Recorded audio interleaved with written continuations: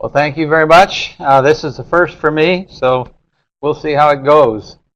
Um my name, Dale Foote, does it sound very Scottish? It doesn't sound very Scottish. In fact, it sounds very Old English because it has an E on the end, and that's typical for Old English. But it has Scottish roots. Actually, the Foot stands for people who lived in the foothills. And the legend goes that we used to be McGregors until they became enemies to the king, and then they changed their name to the people of the foothills or the Foots, and that made us not enemies to the king. It was safer that way.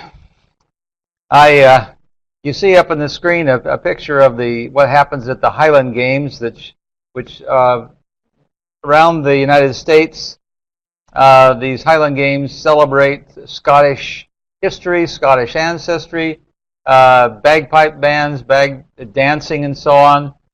They occur here in Phoenix about the last weekend of February, and they go for 2 days, a Saturday and Sunday.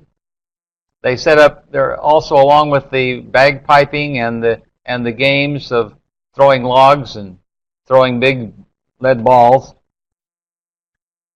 that they have set up also genealogy tents. They have family tents for the McGregors and the McDonalds and all the different families there that they can. They have tents set up so you can go in and get information about if you belong to a Scottish family. I'll start out first by talking about some of the questions that come up. I spent probably the last at least 5 years, maybe even before that, helping out in the genealogy tent at the genealogy booth at the Highland Games. And here's a couple of questions we always get. One is there a difference between MC and MAC? Does it make you more highfalutin if you're an MAC than if you're an MC? The answer is no. They mean exactly the same thing. It's just whoever wrote abbreviated MC or MAC, which means son of.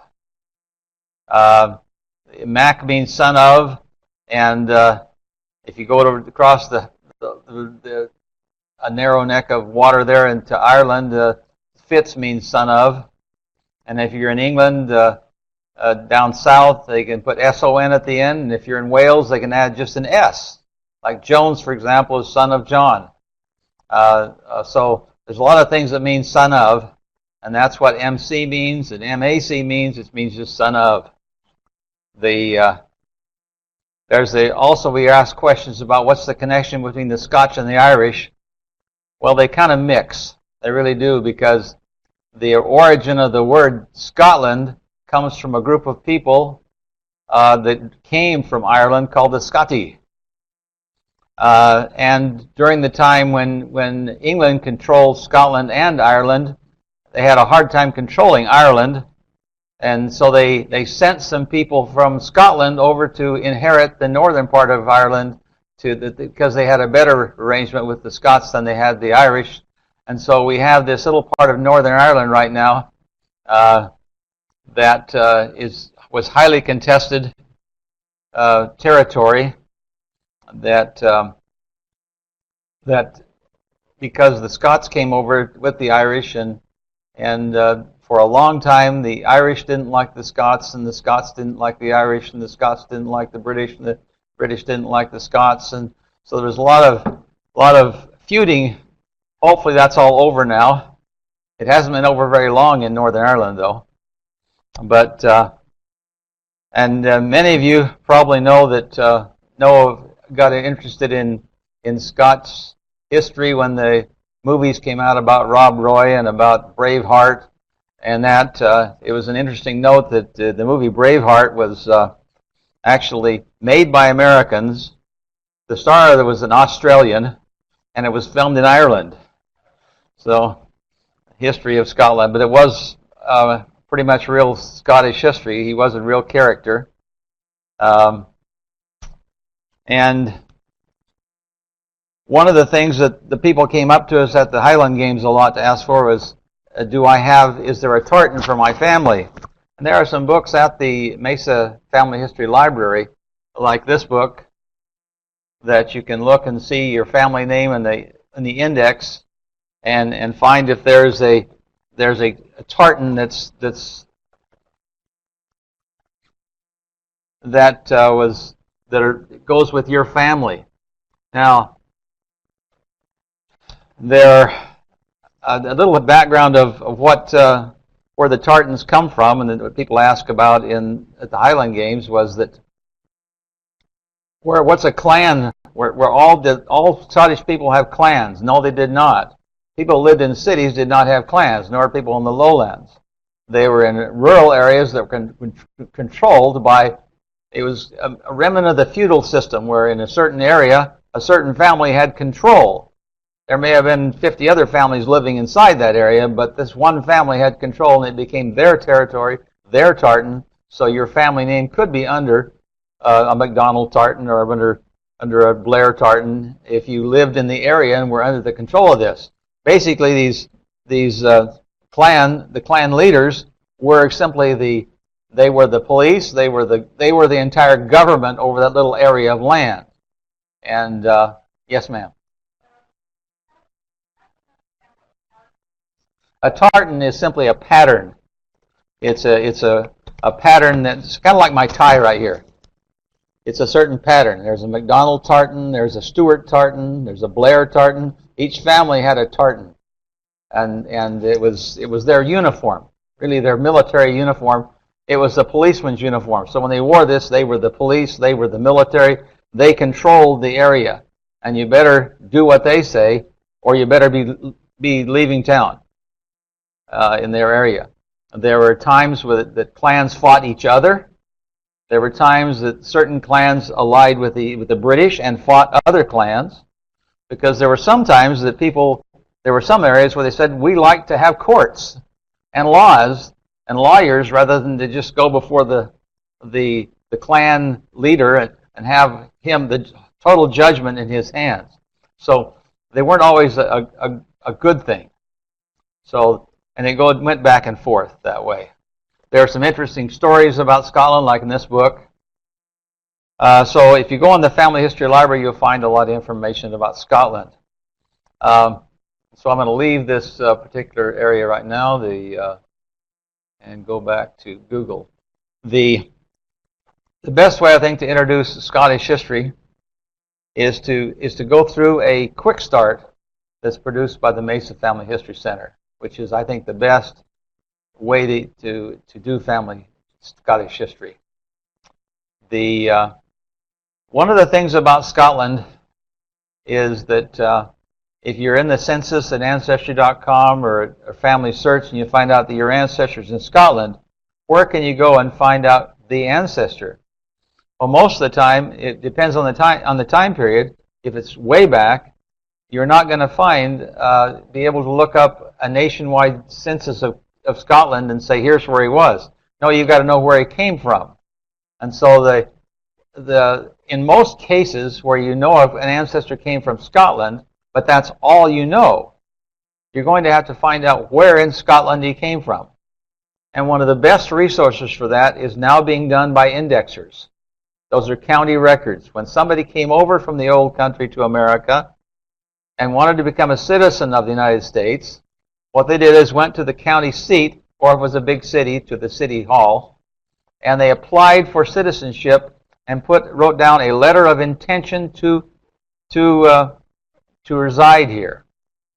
And on that letter of intent, they put where they came from, the actual village, the town, the county they came from. And if you can find those records, the letters of intent, you can trace them back. And those are in the county, and they're just now becoming, we're indexing those. They are not indexed at the present, but they're filmed.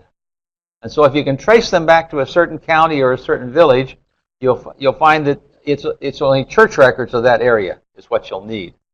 So I'm going to head first to the way you would do it. I'm not going to do it like these computers in the Family History Center, but how you would do it. You would first of all go to Google, because the name of the Mesa Family History Center is not the Mesa Family History Center anymore. It's the Family Search Library. But if you put in Mesa Family By the time you hit Mesa FAM in Google, it has the Mesa Family History Center right there. It's still that way in Google. So you can reach it this way. And so you have the Family History Center. It's still Mesa RFHC. So it's still a regional Family History Center. The website is still the same. Is our website going to change? Yes or no, yay or nay? FSL. So we're still holding the old one, but we have a new one too. So both ways will get you there.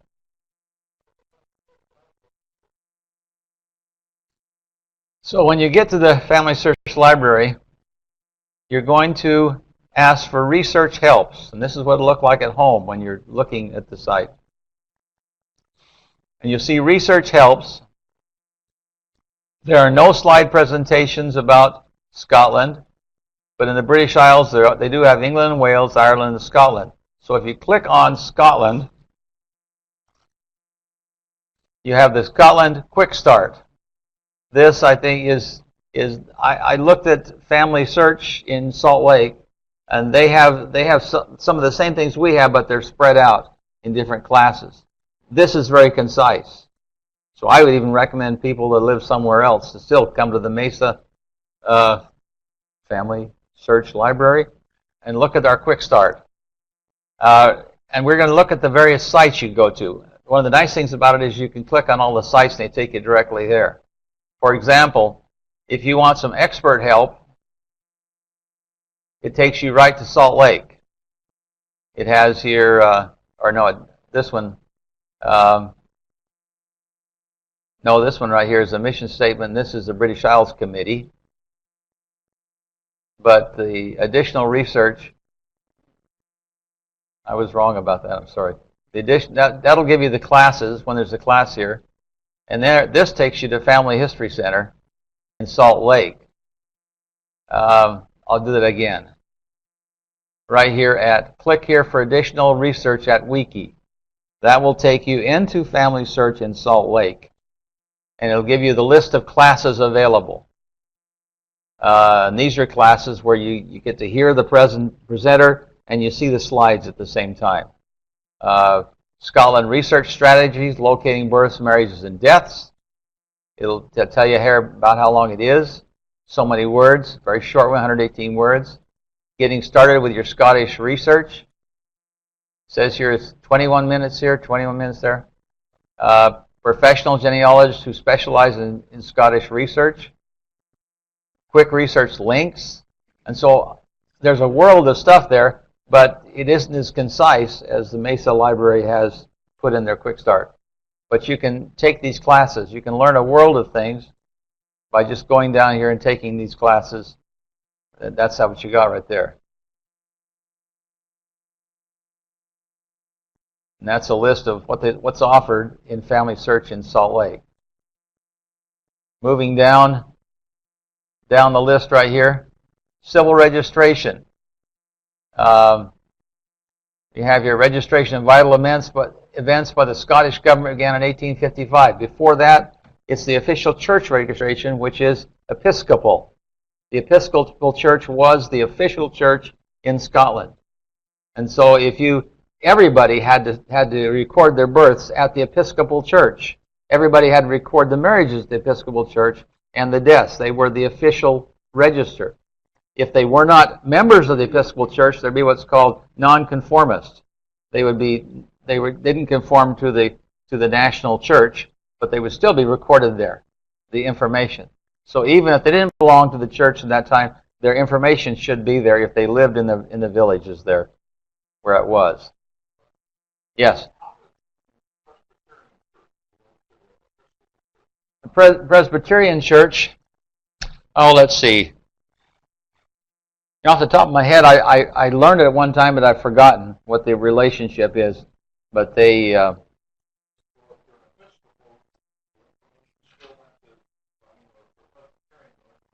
maybe it is Presbyterian we're talking about. Maybe I got it wrong. Oh, I'm sorry. Oh, the question was, what was the relationship of the Episcopal Church to the Presbyterian Church? And I'm not familiar with the whole history of it. I've heard it, but I didn't record it in my head, and I haven't got it in front of me. But you could find that in the history if you looked under the wiki there. And we'll probably find it right here. The Presbyterian Church was officially recognized as a state church in 1690. All other churches were called nonconformist. The old parochial records of the Church of Scotland, which is what it's called, the Presbyterian would be called the Church of Scotland. Prior to 1855, you'll have to look at church records, parish records, which are, I'm not sure how much has been indexed of those records. They may be still just on films. Some may be indexed. All 33 counties are on microfilm. We do have a complete record of that, but you may have to look on the film to find it. You can go to what you call www.genuki, which is GenWeb at United Kingdom. Is that, and you look for church records there.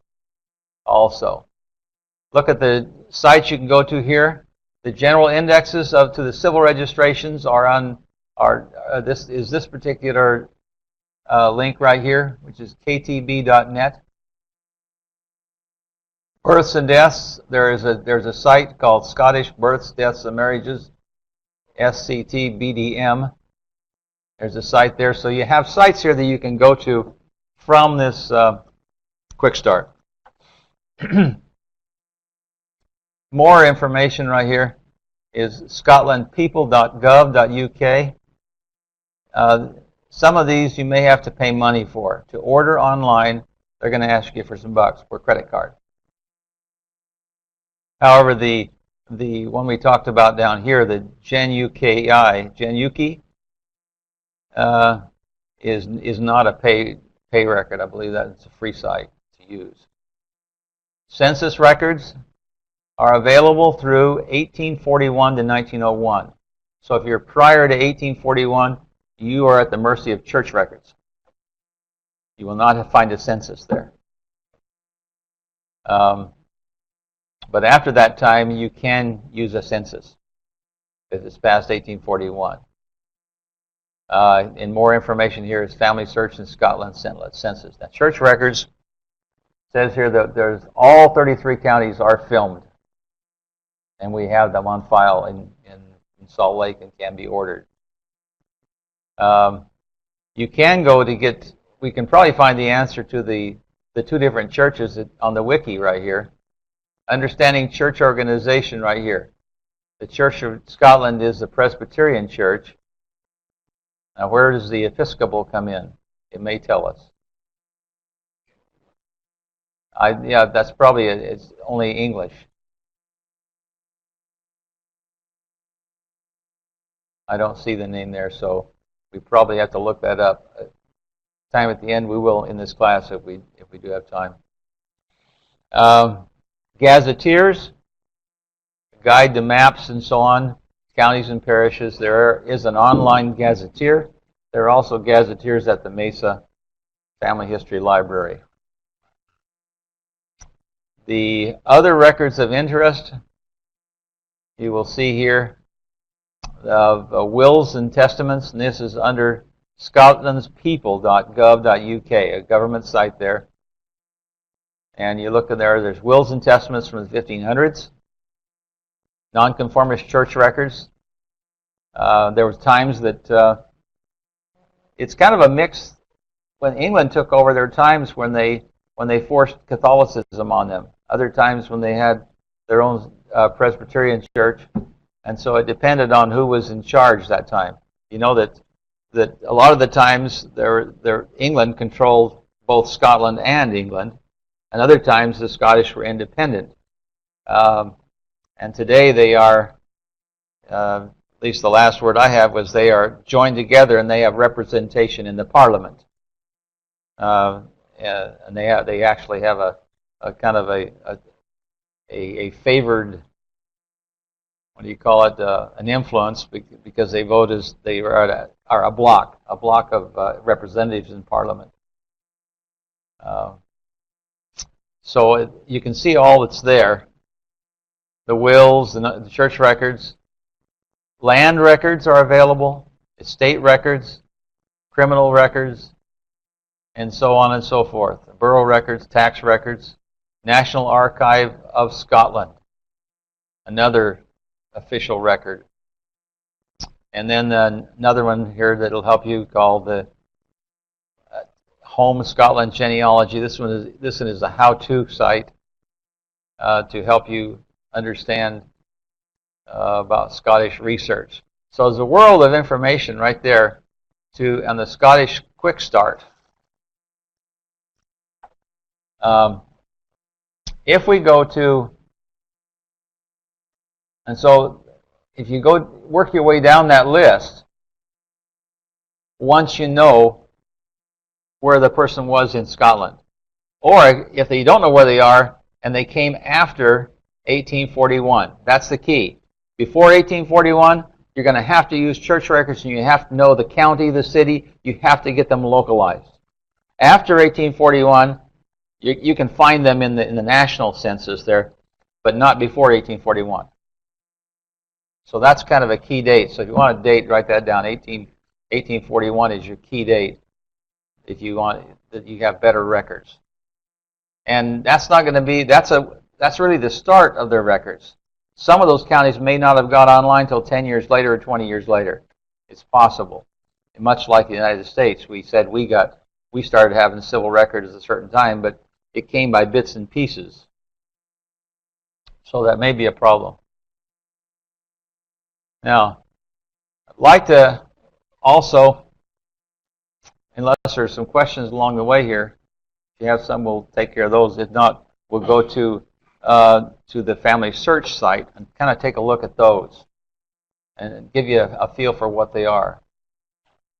Like this, getting started with your Scottish research. I'll show you one of those that and what it looks like.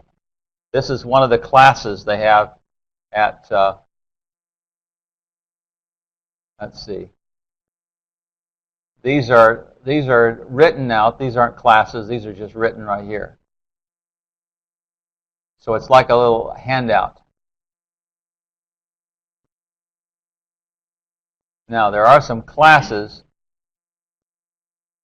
that are videos, and let's see how to get to the videos.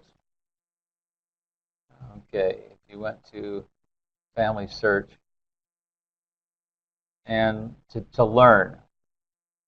If you went into Family Search, you click on Learn.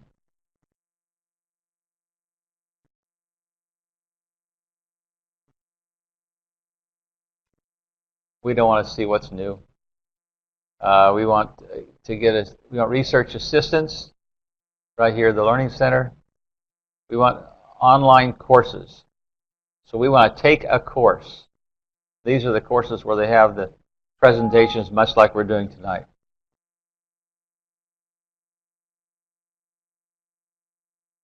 And you look on here, look at their list of countries, and you have Scotland. It says here there's 4 courses you can take on Scotland. Video courses. Now this is going into the Learning Center in Salt Lake, into Family Search. Basic Scottish Research Strategies, Inheritance in Scotland, Testaments and Old Parish Registers. How to access them, how to interpret them. So, or Scotland's People Gov, learn about the available databases. Is there any particular one? I just want to show one of these to you and show you how it works. Is there any particular one there that somebody has a preference for? Third one down, Scotland's Old Parish Records. Let's look at that one then, because I just want to show you what they look like.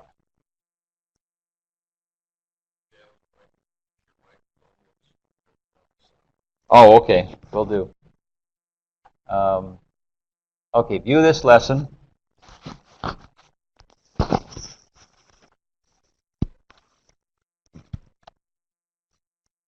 Greetings. My name is Paul Milner. I'm a native of Northwest England, and today's presentation is on Scotland's Old Parish Registers how to access, use, and interpret those. What we're going to do is look at get searching in these records. Where are the parish register indexes, what is available, how to search the indexes, and then how do you access the original records themselves. When it comes to Scottish Church records, you need to understand Scottish Church history, at least the outline. 1552. Look at that. They just answered your question. The Presbyterians controlled the church, and the Catholics controlled the church. Oh. You'll notice here we just got our question answered earlier in the class. This is Scottish Church history about when what was the difference between the Episcopalians and the Presbyterians.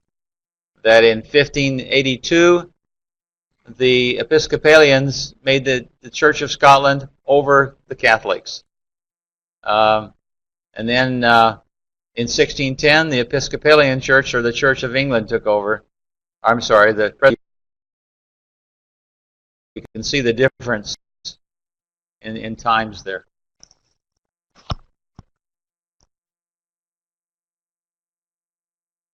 Catholic Church orders the registers for baptisms and the banns of marriages to be kept. The first registers are for 1553 for one parish in County Clare. 1560, Catholicism is abolished. And then from then on, we start to have oscillating between whether we've got an Episcopal type of control in the church or whether we've got Presbyterian type of control. Episcopalians having bishops, the Presbyterians being congregationally based leadership. And you can see, certainly through the 16th and 17th century, they're oscillating backward and forwards. For the person in the pew, does it make a whole lot of difference? Probably not. But it certainly does at the upper echelons, whether that's the ministers or the landowners. 1645, we have the Westminster Confession of Faith. 1681 to 7, we've got the killing time against the Covenanters. And then we've got in 1690, the key event, which is the Presbyterian Church becomes the established Church of Scotland. Now, keep in mind that your Scottish ancestors don't have an understanding of separation of church and state. In Scotland, there is no separation. It is the same thing. The church is the state. Control. At the same time, the Presbyterian Church becomes the established church. The Episcopalians, who were wanting the bishops, form the Episcopal Church of Scotland. 1707, we have the Act of Union, which unites Scotland with England and Wales. 1712, Patronage Act comes into place, where the landowner can designate, choose who their minister is going to be without the approval of the congregation. That creates big problems, and as we'll see in a minute. 1715, the Jacobite Rising. Then we have some of the split-offs between the within the Presbyterian Church, patronage being one of the issues. 1745, the Jacobite Rising. 1761, the Relief Act. 1783 to 1794, Stamp Act is enforced, which means the parishioner had to pay 3 pennies to have the event recorded, whether that's a baptism, a marriage, or a burial.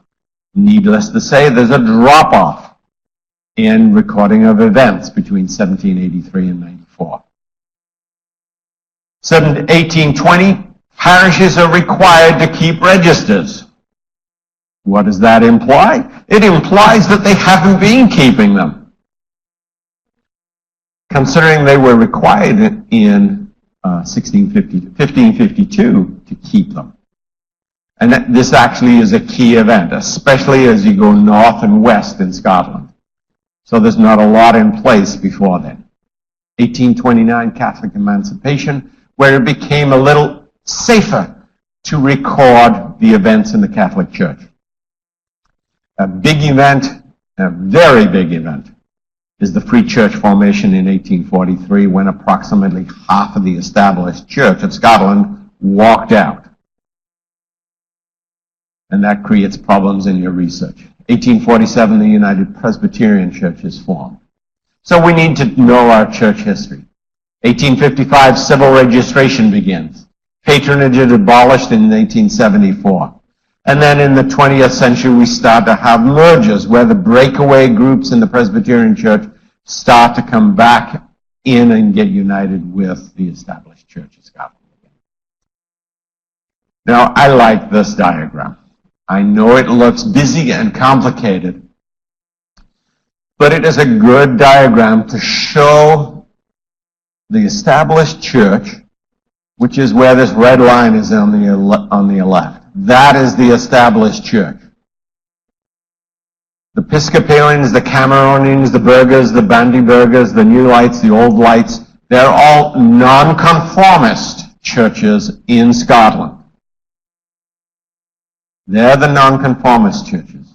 So when we talk about the old parish registers, the old parochial registers, we are talking about the established church, which is that red line on the diagram. That's what we mean when we talk about the established church.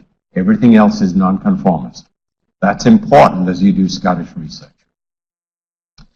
What is it helpful to know before you start looking at it? Well, where is the parish?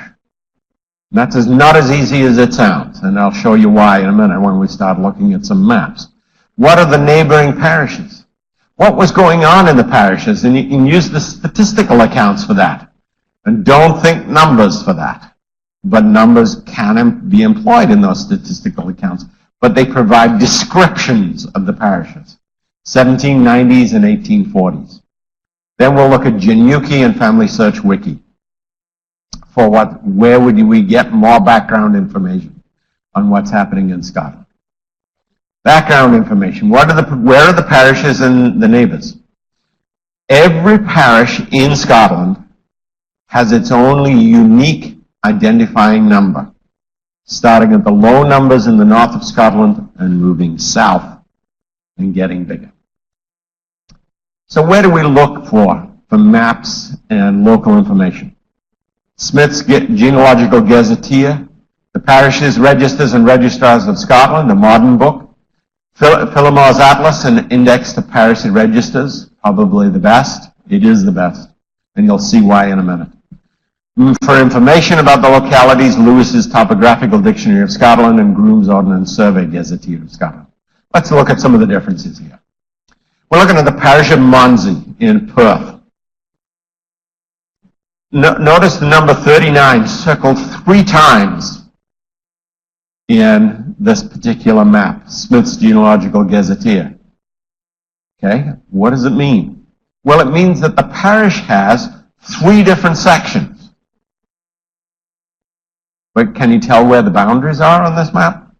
No, not very well. The modern map, the parishes, registrars and registrars of Scotland, here's Perthshire again, let's zoom in, and here's the parish of Monsey. It's only in one place. So what's going on here? Well, let's have a look at Philemore's Atlas. This one I like a lot better. This is again Perthshire. Let's zoom into this area, and we'll look at the parish of Monsey again. Here's Monsey highlighted in green, with the 2 separate parts. The nice thing about Philemore's Atlas is it is before the 1898 redistribution of land, when Scottish parishes redistributed and eliminated a lot of these floating pieces.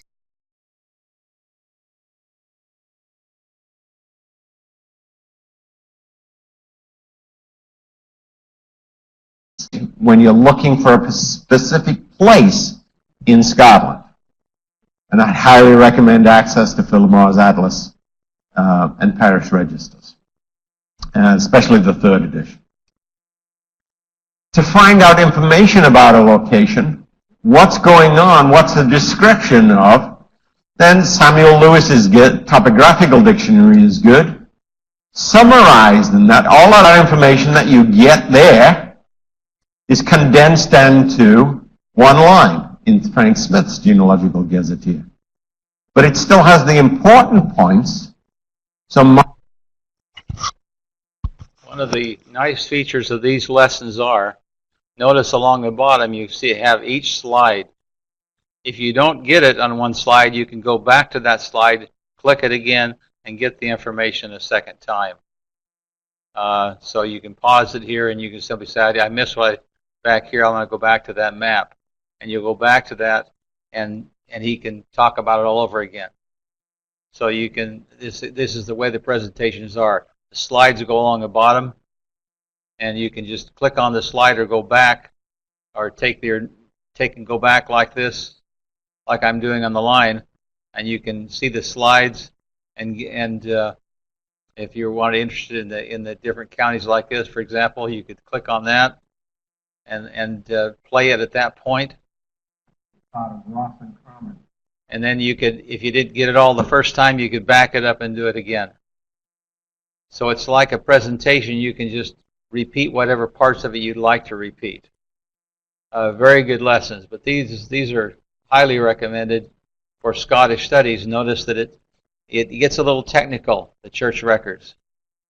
That once you get into it, you're going to learn. You have to learn some Scottish history. It's not going to be as simple as looking at the censuses in the U.S. and the county records. It gets a little more complicated because, well, I take that back. It's not more complicated because even in the U.S., a county is split into 3 or 4 different counties, and you have to sometimes check different county records because the same people lived in 3 different counties. They didn't move. It's just the county boundaries changed. Well, it worked the same in Scotland. They didn't change as much, but there were some changes. So it's a very good format that they have right here. Notice here you can just back up to whatever one you want and repeat. The speaker will repeat it again for you. This particular lesson is 46 minutes long, but it covers a lot of territory about church records, which is what you'll mostly be in if you have early Scottish. Prior to 1841, you will need this lesson, and spend some time in it. And you may want to go to one slide and hear what they say, and then go back and hear it again, and you may make some notes or something. And so it's an extremely good format for presenting lessons. So does this take me back to the site here? Let's see. I may have to see, how do we get out of this one? Research helps. There it is. Scotland's Little Parish Records. Here it is. Okay. So you see how to get to that. We go into Family Search. We go into Family Search into the Learning Center to take a course in the Salt Lake Family Search. Learning Center is the courses that are where the speaker is speaking and then showing the slides, and you can back it up to whatever slide you want. And there are 4 of those there. Remember, you take a course. To take a course, you'll get a list of what courses are you looking for, and so on, like that. Incidentally, this Roots Tech, there was a conference, a 3-day-long conference in Salt Lake. What was it? 2 weeks ago? Week before conference. It's the week before conference. We had 3 days, and they filmed some of the speakers. And I'd recommend too that if you want to see what's happening new in genealogy,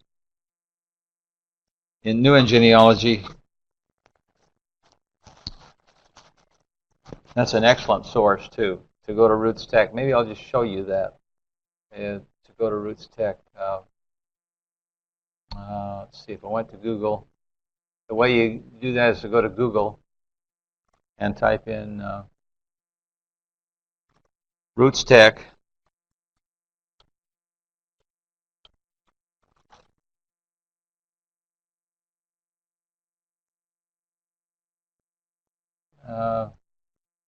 I think I spelled it wrong. Roots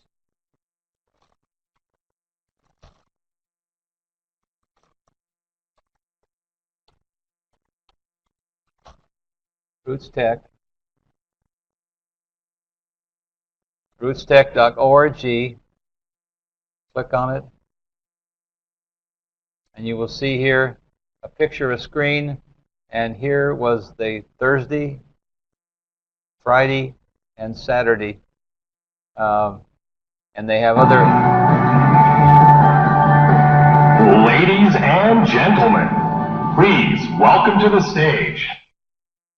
So anyway, that's it. It has the actual presentations that they had. It was they had some 7,000 there at this conference. They said that the year before it was more like 1,500, I believe, that they had, and next year they expect a lot more. So that's a good thing too. So the research helps. Again, to kind of recap, I'd recommend again that to start with, that you go to the Mesa, I say this right? Family Search Library site, and look at the quick starts, the Scottish quick start, and go down through this and look at these sites that you have. There's a lot of good sites, good material to look through. If you need some background, then go to Family Search, or go to the classes at the Family History Library. These are our classes at the Family History Library. It'll tell you the British Isles Committee when we meet, who to contact, and the patron class when it starts. Like, for example, the British Isles Committee is the 4th Tuesday of every month from 10 o'clock to 11 o'clock. And so you can get that there. Then if you click on the additional research at Wiki, that brings you into family history. And from there, you go to learn. Because if you stay right there, they're just going to give you the Scotland research texts, not the videos. But you have to go to learn, which will take you to the Learning Center, where you can take an online course. And that's where you're at there.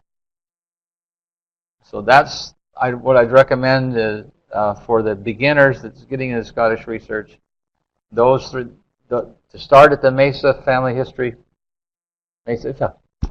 Search Library, their quick start, and from there go to learn more on the wiki. But click here for additional research, and that'll take you to the Salt Lake site, where they have those classes with the slides, with lots of details.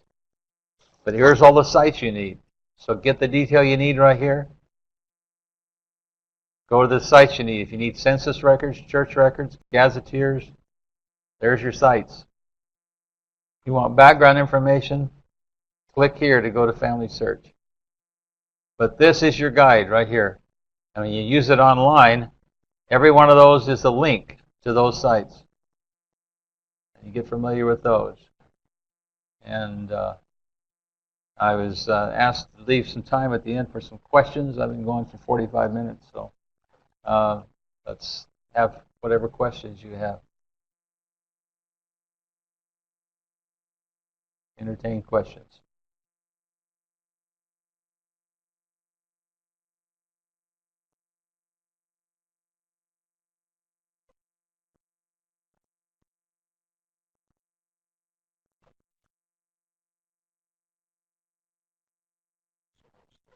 Yes, ma'am.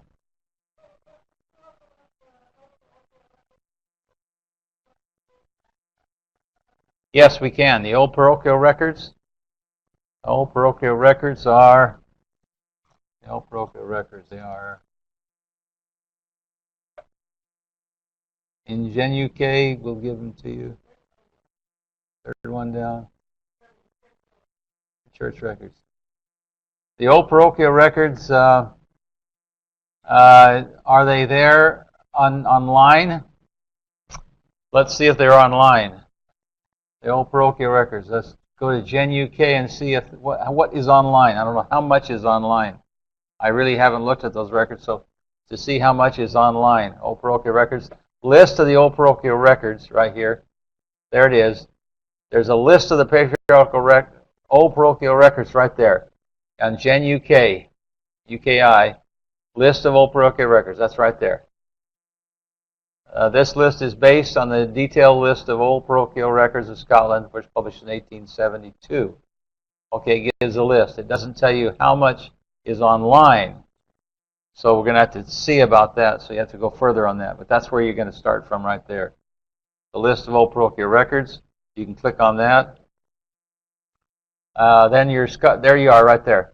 You go to Scotland's People. It takes you to that site, and there's your records, where they are and where they're going to be. Yes? First question is, are all these resources available away from the library or only at the center? They are available on, what I'm talking about is online. These are online. Oh, are these available at home, or do you have to go to the center? No, you don't have to go to the center. I've been talking this time about strictly online resources. All these things are available online. The Quick Start is online at the website for the Mesa FamilySearch Library, and the detailed lessons are at familysearch.org. So it's all online, and the links are there on the Quick Start that you get at the Mesa FamilySearch Library. Second question, can families be identified by the colors of their kilts? Can families be identified by the colors of their kilt? There was at one time they could be. Remember that in an area that's the McDonald's, the McDonald family isn't the only family there. They're just simply the ruling family. They are the police and the military. There's some interesting stories too that I might pass on to you. That they had a group of people called Crackers, was the name the British had for them, and these were people who were hotheads who loved to get into fights. And they loved to fight, but they didn't like to farm. They hated farming, but they loved to fight. So therefore, they were perfect well to be the policeman and to be the ruler of the area where their other families lived. But they were the ones that wore the kilt. They were the ones. Think of the kilt as the policeman's and the soldier's uniform in an area, a certain area that's controlled by that family. But there could be 50 different families living in that area with different names. Anyway, they had the ones that were real troublemakers. Some of them they shipped off to the New World, to the American South, and where their idea to fight and to boss people around worked very well for cotton farming. And they became some of those groups became the slave owners in the American South. And some of their kids, after the slavery was abolished, they became great fighters too. And the tradition of fighting of the Scottish still is alive and well in the U.S. Marines. I mean, look at the Marines and see where a lot of the Marines come from. They come from the South with Scottish background. And they even the Scots. The Scots are basically the Marines of the British Army. They are the fighters. They still have that tendency to be the Highland leaders, that they don't like to farm. They want to go fight. They want to keep order and all that and boss other people around and fight. Well, that's kind of like the U.S. Marines. They're fighters. They don't particularly want to. They don't want to hoe the cotton or that. They just want to be in charge of it and fight for their rights and so on. So think of them that way. In fact, there's another question. And in fact, it's an interesting book out by Thomas Sowell about that. How the name of the book is the name escapes me. Maybe I'll think of it. But it's all about how basically that tendency or the Scottish hotheads that they shipped out and sent to the American South kind of went over to the slaves. When the slaves went north to Chicago and other big cities, this idea of being the big man around town that is tougher than everybody else, and all you have to do is look crooked at them, they want to fight, went into the black gangs. And so it comes from Scotland to the slave owners to the slaves, and then the slaves go north freed become like the slave owners, become to act like the slave owners in their own areas and form gangs. And that was what Thomas Sowell's book is about. Let's see, white liberals and redneck something or other. The website offered birth certificates for Scotland, but were expensive. Is birth information available without so much cost? What you're talking about is certificates. Do you want a certificate or do you want the information? If you get an official certificate, you're going to pay big bucks or pay money. If you just want the information, it's not going to cost very much. So it's a question of what do you want? Do you want official stuff or you want unofficial stuff? And you just want the information and you want what it looks like, but it's not official. So there is a difference between official documentation and just getting the information. And that won't cost very much, but your official documents will cost you more.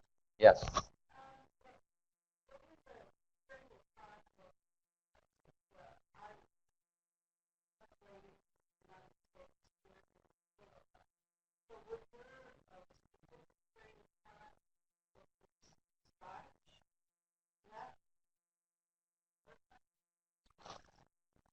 There are various times in that, and it was mostly by the. Oh, I'm sorry. Was there a particular time that the Scottish left Scotland, like there was a particular time that the Irish left Ireland during the potato famine? There were different times they left, and it depended on the pressure of the British on Scotland. And there were times when they were in charge of the government, and the people they wanted out, they could ship off to America. In fact, a lot of the problems, if you remember, there was a time in Britain that you had a choice. Would you like to sit in prison, or would you like to go to America, or would you like to go to Australia?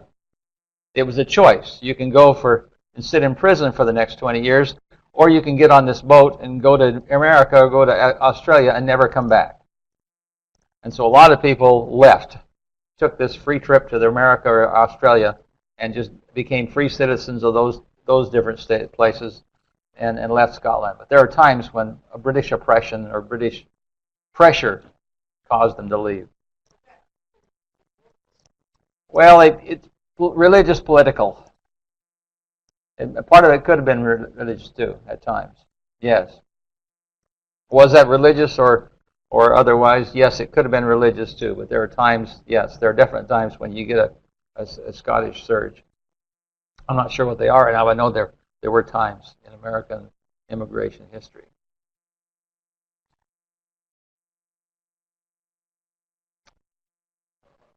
Okay, one more question coming in. Okay. We were here with the old parish registers. Did you read the person who asked the question, old parish registers, did you read it? It gives you a background on what they are, but does it tell you where to find them? It says right here, the center's library. There are transcripts and so on. Where are they available, old parish records?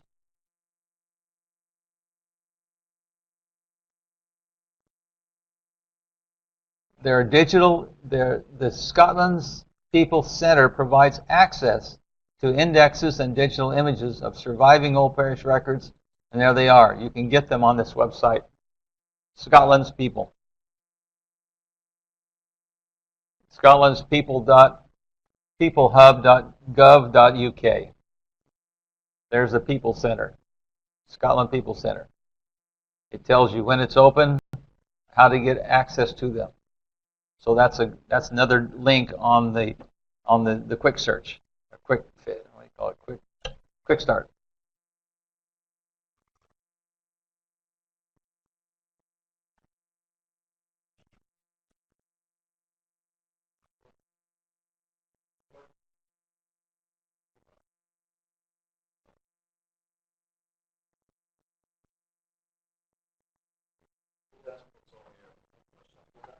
Okay, we'll leave by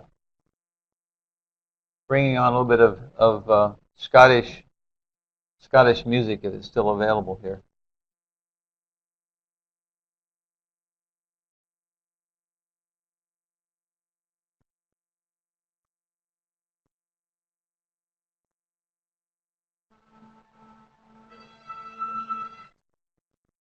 For some people, if you're in the LDS Church, you'll find this is the unofficial Scottish anthem, but you'll recognize it as Praise to the Man.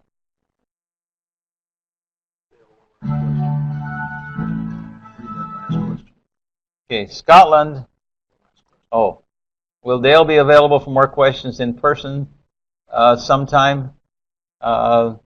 Yes. Where would I be? If you have a question, I suppose you could just call me. My number is 480-993-6952.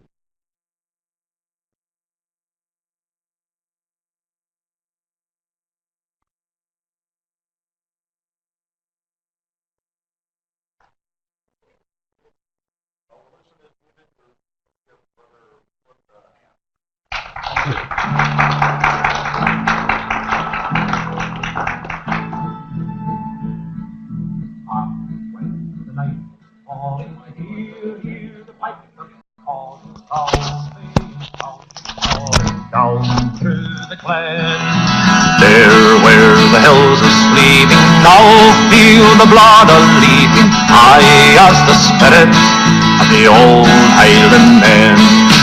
Towering in gallant fame, Scotland the mountain high me about, and a gloriously wave. Land of my endeavour, land of the shining river, land of my heart forever, Scotland the brave. High in the misty highlands out by the purple islands, brave are the hearts that beat beneath Scottish skies. Wild are the winds that beat you, staunch are the friends that greet you, kind as the love that shines from fair maidens' eyes. Towering in gallant